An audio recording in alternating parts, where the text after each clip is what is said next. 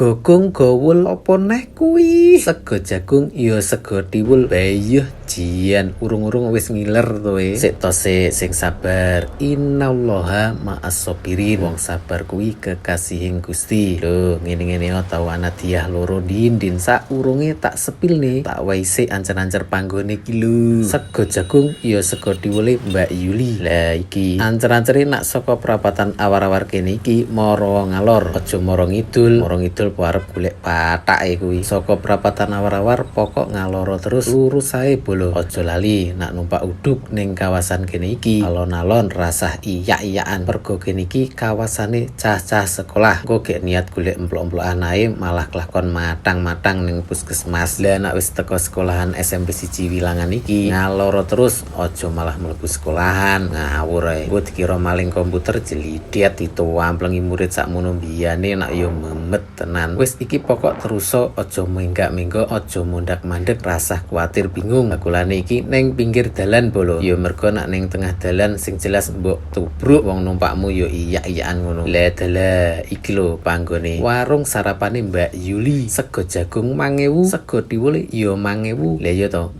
murah meriah. Nah, iki lho sego jagunge jian. Ketok mumpluk-mumpluk. Lawuhe yo akeh, enek sambel goreng kates, enek urap-urape, yo enek iwak asin balur goreng. Ora nggur kuwi, tik yo cek ditambahi jangan lodeh barang. Wis to komplit plit. Lah nak iki luweh nyampleng neh iki kesenenganku sego tiwule jian. Biyuh ketok mlenuk cemokot ngono. Sarapan iki bukake nggo risuk sampai jam 9:30-an. Yo kadang jesuk wis amblas entek. Lah iki lho tak sepilne penampakane bolo. Roh dhewe to ketok ricik rupane yo nyenengne ngene sing mesti rasane jian mak klenyem inu